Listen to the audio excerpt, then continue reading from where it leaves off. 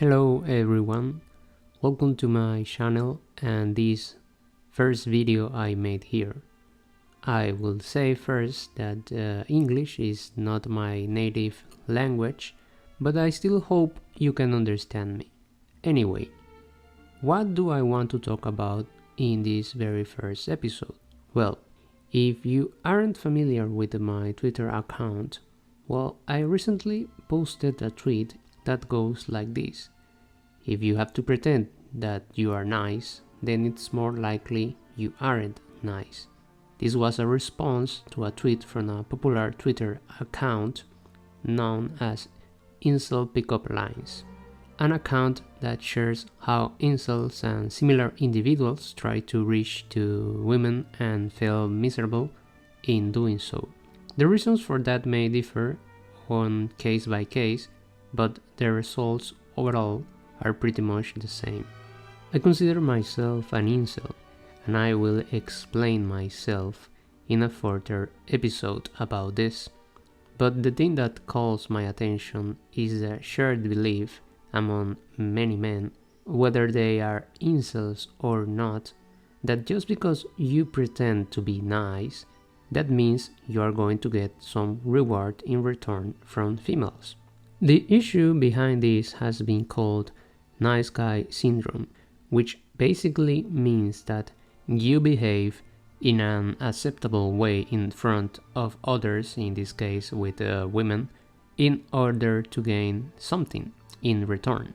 Basically, a nice guy under these terms does or says something while expecting approval or avoid disapproval in their relationships with women.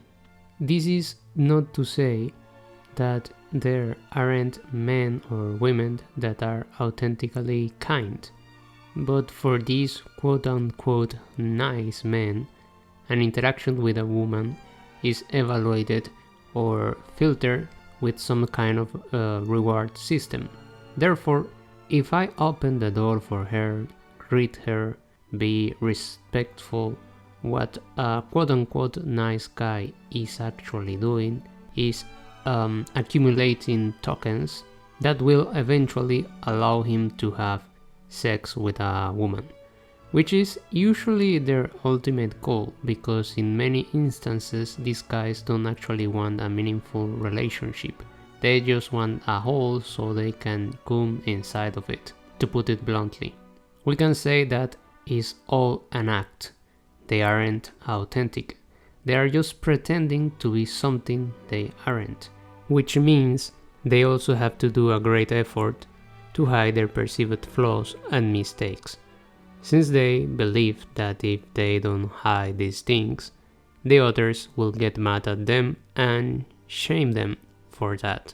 This is a very messed up belief system, since the conditions to be happy and loved relies in a faked act in front of others.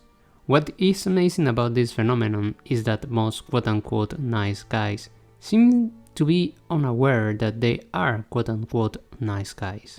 Now, the problem comes when they don't receive what they expect to get from their faked act. This is when they get violent and demeaning towards women, and put the blame on them, that means on women, instead of questioning their approach to women. As a result, this system also produces frustration and resentment between them, because they won't get something in return from the accumulation of quote-unquote nice tokens, even though they put some sort of effort in their act when they approach women. And resentment can lead to many things, mostly to the demonization of others. Basically, what comes after the resentment is a dichotomous reading of reality, in which some individuals are perceived as the enemy or as the hated ones. Of course, women become the hated ones for these quote-unquote nice guys. On the Genealogy of Morality, a book written by Friedrich Nietzsche, a German philosopher, we have a very insightful definition of resentment, which is seen as a reaction that ends up producing an unacceptable other. In more simple terms, resentment produces an quote-unquote evil entity to whom the resentful individuals redirect now all of their hatred. And since quote-unquote nice guys live in some sort of denial, that is, they are not capable of criticizing their own belief system, the hatred grows, and with that also grows the disfigurement of the hated other, that is, women. In summation, women become the incarnation of everything bad and wrong with society.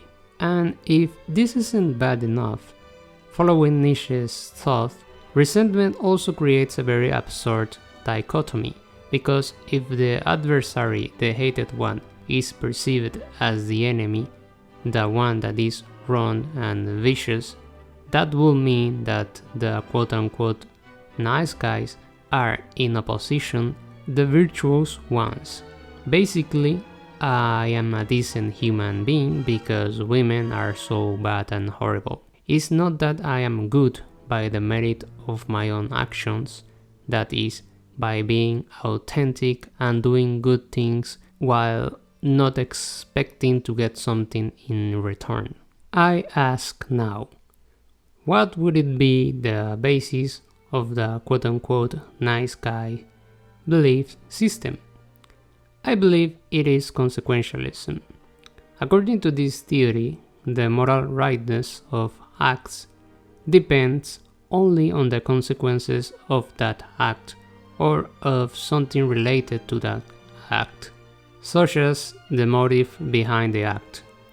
If we go back to what I said first, you would remember that quote-unquote nice guys pretend to be kind in order to get something in return. This is the same as what we described just now as consequentialism. The rightness of an action depends on perceived good consequences that comes from that action. So, nice guys do X action because they believe that generates a good consequence. That is, something good will come out of it. Some people might believe they are more into deontological ethics, but to me, it seems that their system is more in tune with consequentialism. In any case, I reject both consequentialism and deontological ethics, since both of them mostly are about what we ought to do. Therefore, for both cases, the focus relies mostly in defining what is and what isn't a moral action. Then, what moral theory would be the best suited for this case? I believe it is virtue ethics, whose origins are in the Aristotelian ethics. As established before, the Mr. quote-unquote nice guy is a performative act. It isn't authentic, it's pure fake act that is expecting to get something in return. And since it doesn't end up getting that thing in return, then it transforms into resentment and hatred. In contrast, virtuous ethics rely more in what kind of person we are and should be. In that sense, it forces us to reflect on our actions in a more profound way. Being the case, a performative act isn't possible, because as Aristotle said, I am trying to build a moral character that becomes like a second nature to me. For example, let's say that I have to wake up every morning at 5 a.m. in order to arrive at my work on time. Since it takes me 2 hours to reach there and the starting time in my work is 7:15 a.m. A consequentialist would argue that we should wake up at 5 a.m. because the consequences of doing so prevent us from, for example, getting cuts in our salary. A deontologist, in contrast, will rely on the norm. You must wake up every morning because the norm says that you must be at 7:15 a.m. in the morning at your work. Finally, a virtuous ethics won't rely on the rules or norms or consequences. Rather, it will simply argue that it is morally correct to wake up at 5 a.m. because it is part of your moral character. You don't need laws, rules, norms, or good consequences to do so. It is part of your nature to be on time since you worked hard to become someone that enjoys and is happy to be on time. In that sense, virtue ethics is similar to exercise, but at the same time is something to be enjoyed. I think nice guys will benefit a lot if they start to become kind, just because it's part of their authentic character.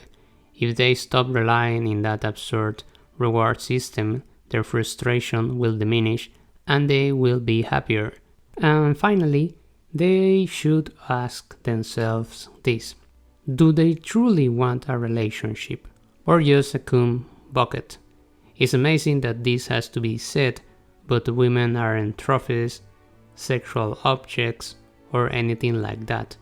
They are human beings just like guys, with dreams, desires, capable of reasoning, and they also have flaws, troubles, difficulties, and so on. In summation, be authentically kind. Follow the virtue ethics. I don't know if people will like what I have to say, maybe not. I am not that good with words, but at the end of the day, I am doing this because this is what I want to do. I still hope some viewers will like this, and if you have anything to add, you can share it in the comments. Until next time.